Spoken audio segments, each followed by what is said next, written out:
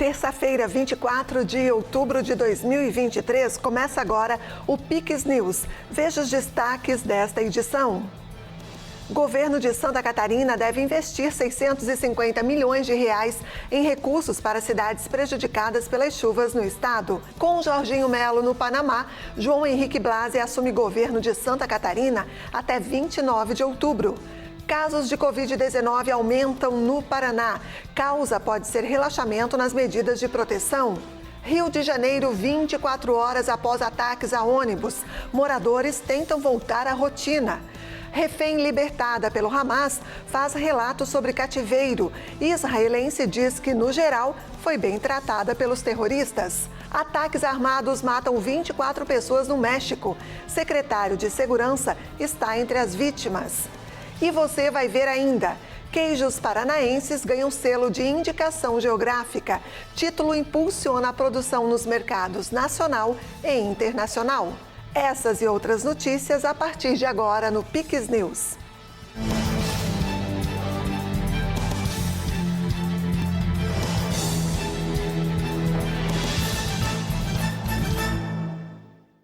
Olá, obrigada pela companhia. Nós estamos ao vivo agora, são 8h02. Passado o período de chuvas em Santa Catarina, que atingiu todo o estado, deixando mais de 150 municípios em emergência, o governo catarinense divulgou na segunda-feira o programa de recuperação.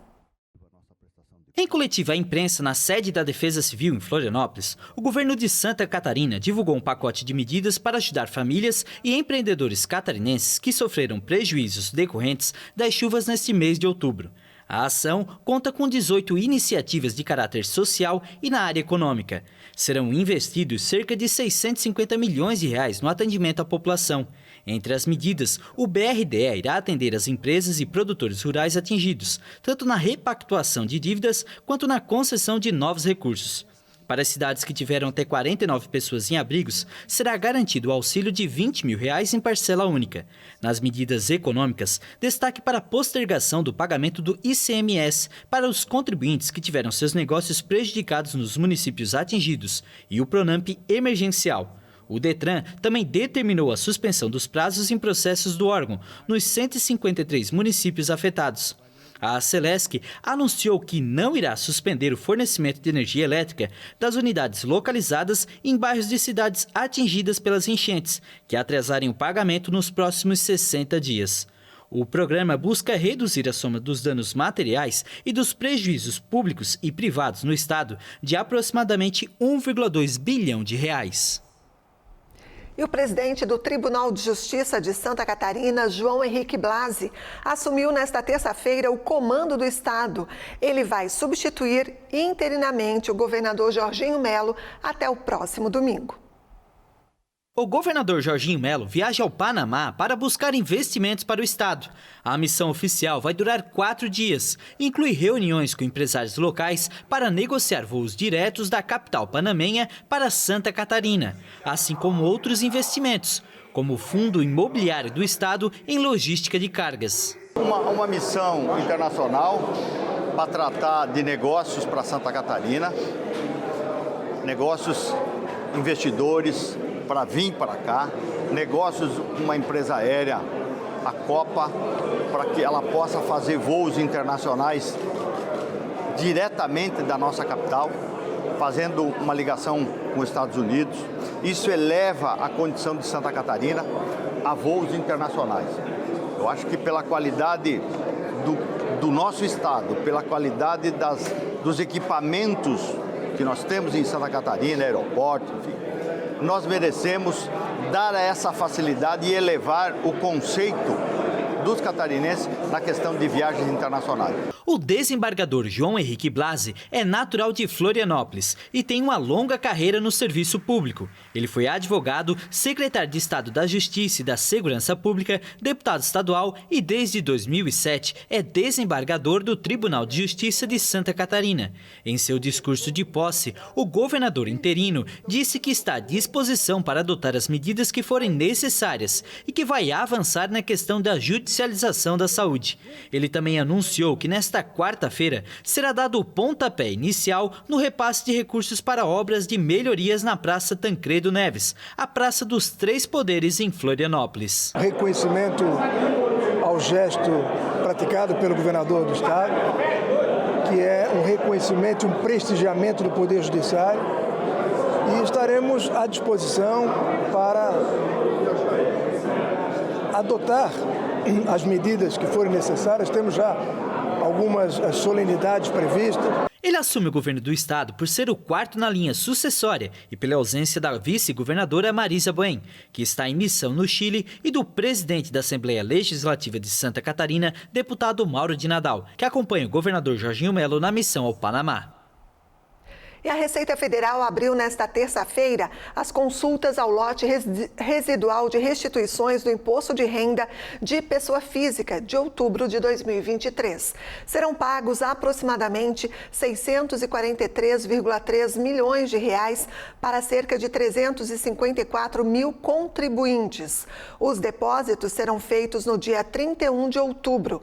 Os lotes residuais são os de contribuintes que caíram na malha fina do imposto de renda, mas depois regularizaram as pendências. Para saber se a restituição está disponível, o contribuinte deve acessar a página do órgão na internet restituição.receita.fazenda.gov.br. Este é o endereço.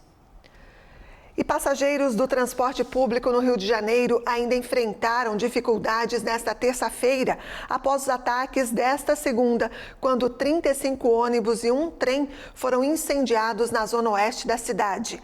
A cúpula do governo fluminense disse que a ocorrência dos crimes foi tão acentuada porque a operação que matou o líder miliciano Faustão ocorreu próximo ao local onde estava Luiz Antônio da Silva Braga, o Zinho, considerado o líder da maior milícia carioca. Ele também é tio de Faustão. Os ataques ao transporte público resultaram em um prejuízo financeiro de cerca de 35 milhões de reais para as empresas, além de dificultar a mobilidade da população. Cada ônibus demora 6 meses para ser reposto. E o boletim semanal da Covid-19 no Paraná alerta para o avanço no número de casos desde junho. Neste mês de outubro, já foram confirmados cerca de 2.500 casos. A falsa sensação de segurança das pessoas que tomaram uma ou duas doses e não completaram o esquema vacinal da Covid-19 tem feito com que o vírus retorne em algumas regiões do país. Em São Paulo, as aulas foram suspensas em uma creche de Itanhaém, no litoral paulista, após um surto da doença entre alunos e funcionários. Ao todo, 16 pessoas foram confirmadas com Covid na unidade escolar. Na cidade de Londrina, no Paraná, no mês de setembro, o aumento de casos foi de quase 850% em relação ao mês anterior, saindo de 75 para 635 confirmações. O último balanço semanal divulgado pela Secretaria Estadual de Saúde Paranaense apresentou 6.421 casos confirmados e 28 mortes registradas nos 23 dias de outubro, mesmo patamar do pico da doença em maio, quando foram diagnosticadas 6.462 pessoas com Covid-19. Segundo o secretário de Saúde do Estado, o aumento no número de casos pode estar ligado à falta de cuidado quanto a sintomas e suspeita do vírus. Ainda não há preocupação porque esses casos todos são casos leves, que não estão levando as pessoas para a internação, porém, demonstra ainda mais aquilo que a gente vem repetindo várias vezes aqui no estado do Paraná nos últimos meses, que é importante tomar a vacina bivalente contra a Covid-19, que ainda se faz muito importante e protege, principalmente protege contra os casos mais graves, mais agudos do desenvolvimento desta terrível doença que foi responsável pela pandemia do Covid-19 que acabamos de passar. Os vírus continuam circulando e nós todos temos a obrigação de continuar informando. De acordo com o Vacinômetro Nacional, desde 2021, Paraná aplicou mais de 29 milhões de vacinas contra a Covid-19, mas o número de doses administradas tem caído continuamente durante este ano, ficando em alguns períodos 90% abaixo do esperado. E ainda nessa edição, queijos de Palmeira, no Paraná, ganham selo de indicação geográfica. Título é o primeiro do país. Serra da Rocinha, no sul catarinense, estará interditada a partir desta quarta-feira. E depois do intervalo, a gente fala sobre os ataques armados no México, que deixaram pelo menos 24 pessoas mortas, incluindo vários policiais. Refém libertada pelo Hamas faz relatos sobre cativeiro. Israelense diz que, no geral, foi bem tratada, mas aponta a agressão sofrida durante a abordagem no dia do sequestro. É depois do intervalo, nós voltamos já. Aniversário premiadão Comprão. Você pode ganhar até R$600 em compras. Gire a roleta e tente multiplicar seu prêmio. Todo dia tem ganhador. E comerciante concorre a centenas de vales direto no caixa. Banana branca, R$ 2,89 o quilo no cartão Coque. Ovos vermelhos ou brancos, bandeja com 30, R$ 13,99 no cartão Coque. Fraldinha ADC a vácuo a partir de R$ 19,90 o quilo no cartão Coque. Café Melita a vácuo, levando 3, fica por R$ 12,79 cada. Omo lavagem perfeita, 2,4 kg, R$ 24,99. Tudo é melhor no Comprão. Mel Garden Floricultura e Paisagismo. Serviços especializados em instalações de jardins verticais, buquês para presente, paisagismo interno e externo. Grande variedade de orquídeas, plantas, vasos, fertilizantes, terra e substrato. Na Rua Lajeado 369, bairro Pinguirito, em Garopaba.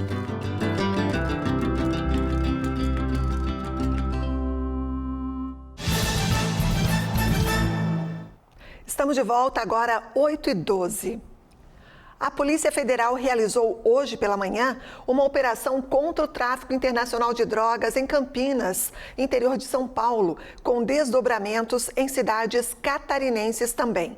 Com o objetivo de identificar integrantes do grupo criminoso, foram cumpridos 4 mandados de busca e apreensão nas cidades catarinenses de São José, na Grande Floripa, Palhoça também, Laguna, litoral sul catarinense, e na capital, Florianópolis. Os alvos são 3 homens e uma mulher, que seriam aliciadores e financiadores de despesas das viagens. Foram apreendidos dispositivos eletrônicos nos locais. A operação Impuratus significa impuro em latim e faz referência ao modo de agir dos 2 grupos criminosos que conseguiam misturar as drogas em peças de roupas. A pena prevista para o crime de tráfico internacional pode chegar a 25 anos de prisão. O material apreendido em Santa Catarina será encaminhado à sede da Polícia Federal em Campinas, São Paulo. E pelo menos 24 pessoas, incluindo vários policiais, foram mortos na segunda-feira em 3 ataques armados ocorridos no México. Os registros ocorrem em regiões do país duramente atingidas pelo tráfico de drogas. Várias pessoas, incluindo muitos policiais, morreram em 3 ataques armados no sul, oeste e centro do México. No mais letal deles, um ataque contra um comboio policial deixou 13 mortos e 2 feridos na cidade de Coyuca de Benítez, no estado de Guerrero, no sul do México.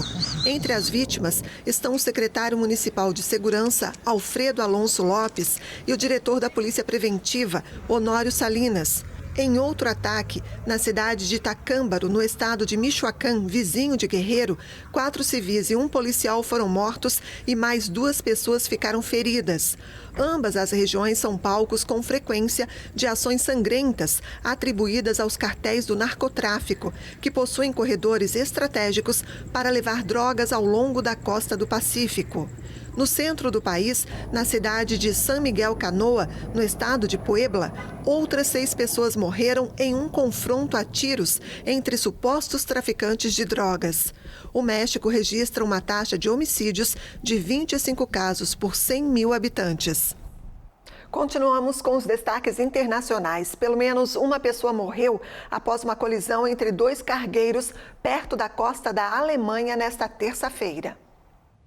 A colisão entre os 2 cargueiros no Mar Norte deixou uma pessoa morta e ainda desaparecidos entre os tripulantes do navio.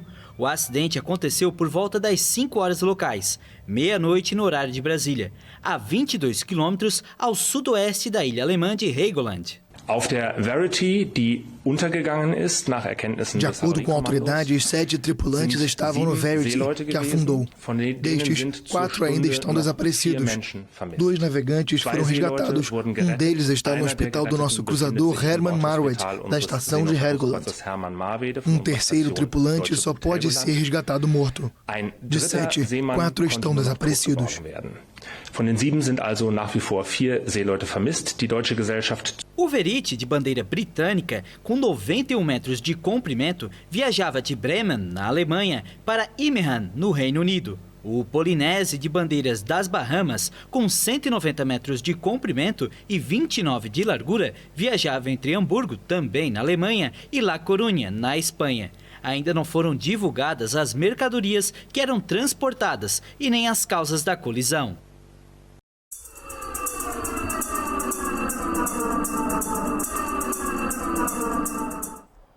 Sem a entrada de ajuda humanitária, muitos serviços vão precisar parar na faixa de Gaza. A Agência das Nações Unidas para os Refugiados Palestinos afirmou que, a partir de amanhã, terá que encerrar as operações. A Agência das Nações Unidas para os Refugiados Palestinos alertou que vai precisar encerrar as operações na faixa de Gaza nesta quarta-feira devido à falta de combustível. As organizações de ajuda humanitária já tinham alertado para a falta de combustível no território, onde muitos serviços vitais, como os hospitais, dependem de geradores. Conforme a diretora de comunicações da entidade, o tempo está se esgotando. A Organização Mundial da Saúde alertou que 6 hospitais de Gaza já fecharam pelo mesmo motivo. Israel impôs um cerco total à região desde 9 de outubro, em resposta aos ataques do Hamas. Um primeiro comboio de ajuda humanitária entrou na faixa de Gaza no último sábado, pela passagem de Rafah, na fronteira com o Egito, mas sem combustível entre os suprimentos. O secretário-geral da ONU, Antônio Guterres, alertou que a assistência não era suficiente e mal representava uma gota em um oceano de necessidades. A israelense libertada após ter sido feita refém por mais de 2 semanas pelo movimento terrorista Hamas, falou nesta terça-feira sobre a experiência que viveu. No geral, ela afirma ter sido bem tratada. Uma israelense de 85 anos libertada pelo grupo terrorista Hamas disse que foi agredida durante o sequestro, mas que recebeu um bom tratamento durante os dias que esteve no cativeiro, na faixa de Gaza. Eu estava deitada na moto com o corpo de um lado e as pernas do outro e os caras me bateram no caminho. Não quebraram minhas costelas, mas me machucaram muito e foi muito difícil para respirar. A idosa afirmou que o Hamas se preparou muito bem para os ataques do dia 7 de outubro e tinham tudo que os reféns poderiam precisar. Eles os alimentavam e mantinham o ambiente limpo. Ficamos ali deitados em colchões, eles cuidaram muito da higiene para não adoecermos e tínhamos um médico que vinha a cada 2 ou 3 dias para ver como estávamos. Ele cuidou e garantiu de nos dar medicação. A mulher vivia no Kibbutz Nir Oz, uma das comunidades israelenses perto da faixa de Gaza, onde terroristas do Hamas atacaram em 7 de outubro. O marido da idosa está entre os mais de 200 reféns ainda mantidos em cativeiro em Gaza. O neto do casal fez um apelo para que todos os reféns sejam libertados. A melhor mensagem que posso enviar à guerra é que precisamos libertar todos os reféns. Não apenas a minha família, não apenas a minha avó e meu avô. Penso que a primeira coisa que precisa acontecer são as mulheres e as crianças, como sempre. Além de Lifshitz, outra mulher, Nurit Cooper, de 79 anos, também foi libertada na segunda-feira. As duas têm nacionalidade israelense.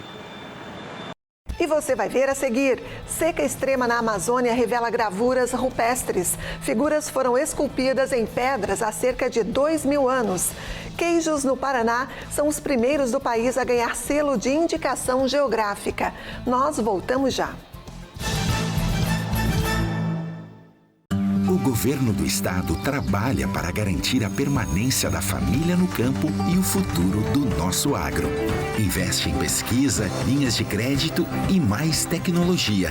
Os projetos apoiam iniciativas, facilitam a aquisição de equipamentos e possibilitam a inclusão digital. Através da Secretaria de Agricultura, oferece cursos técnicos específicos para o jovem do campo. Aqui, o agro é levado a sério. Governo de Santa Catarina. Somos a JJ Hotels Group. Com uma equipe especializada, vamos ajudar o seu hotel ou pousada a crescer nas vendas. Cuidamos de toda a parte de marketing e central de reservas, para que o seu hóspede tenha um atendimento privilegiado e a atenção que ele merece. Além de uma experiência de 10 anos no mercado, contamos com os melhores sistemas para o controle da sua hospedagem. Você se preocupa em receber os seus hóspedes, nós nos preocupamos em levar eles até você. Já pensou em estar em um lugar assim? É que visitar minha morada é viver um sonho acordado. E agora ficou mais fácil para ti me conhecer. Curta Garopaba na palma da sua mão. Mais que um aplicativo, um guia turístico de tudo o que você pode fazer aqui. Tem praias, trilhas e calendário de eventos. Além do turismo cultural com boas histórias. Uma verdadeira viagem pelas minhas memórias. Isso tudo sabendo se tá quente, se tá frio, com a previsão do tempo. E até notícias, informações do horário de ônibus e de telefones importantes. Baixe agora mesmo, monte seu roteiro e curta Garopaba na palma da sua mão. Estamos de volta agora às 8h22.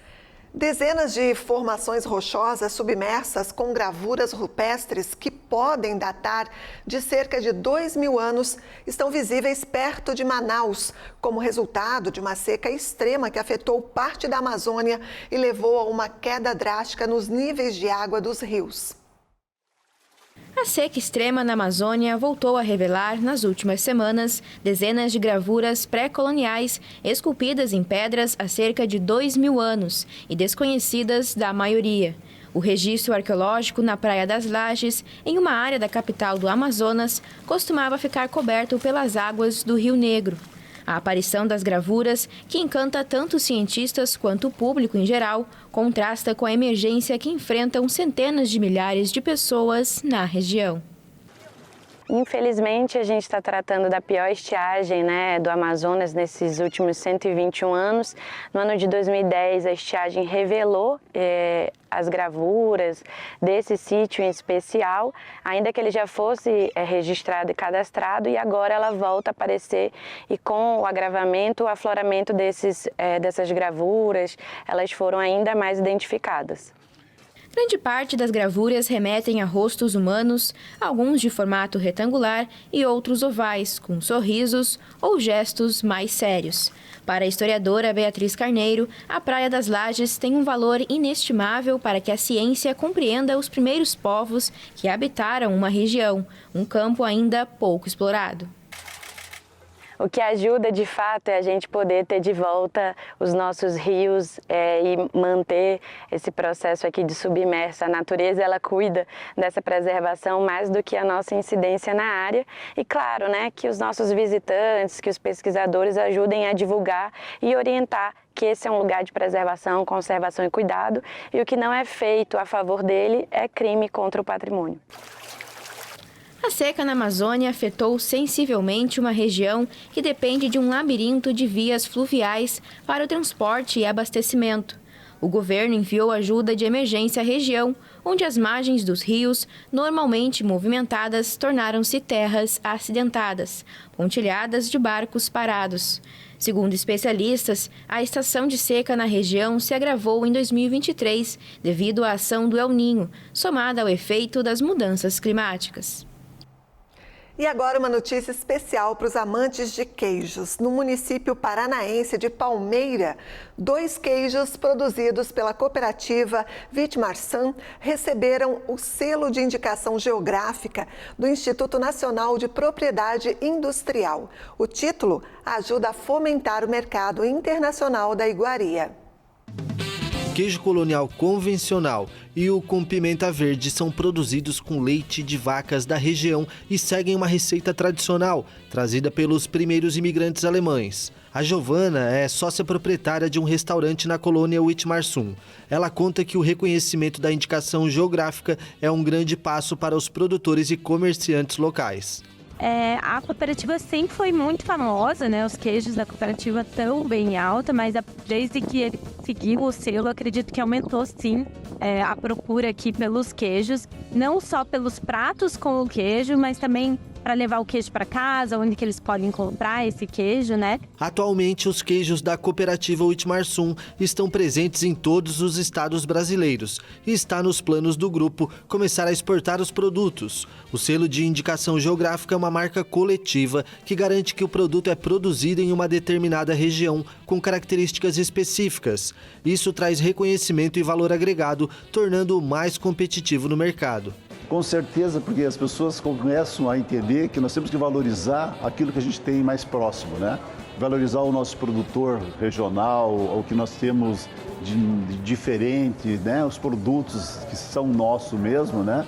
E a Uitmarsum representa muito bem isso, né? Tudo que se produz lá é maravilhoso. E quando eu vi que a indicação geográfica era do produto deles, eu acabei pensando em participar desse projeto. E é importante porque os clientes realmente identificam que aquilo é nosso, é do nosso estado, faz parte da nossa cultura. Os queijos de Uitmarsum são um exemplo da riqueza gastronômica do Paraná. O estado conta com 12 produtos com selo de indicação geográfica, entre eles o vinho de São José dos Pinhais, o café de Arapongas e a erva mate de São Mateus do Sul.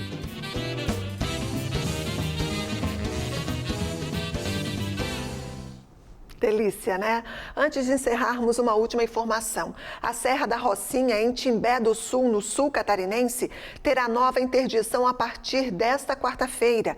O trecho que faz ligação com o município de São José dos Ausentes, no Rio Grande do Sul, vai ficar totalmente bloqueado ao tráfego de veículos até o final da tarde de quinta-feira, dia 26, quando então será retomado o sistema de comboio. A ação é necessária para a realização de serviços para o aumento da implantação da rodovia na Serra da Rocinha. E o Pix News de hoje fica por aqui. Mais notícias no nosso site pixtv.com.br. Obrigada pela companhia, boa noite e até amanhã. Pix TV é conteúdo todo dia.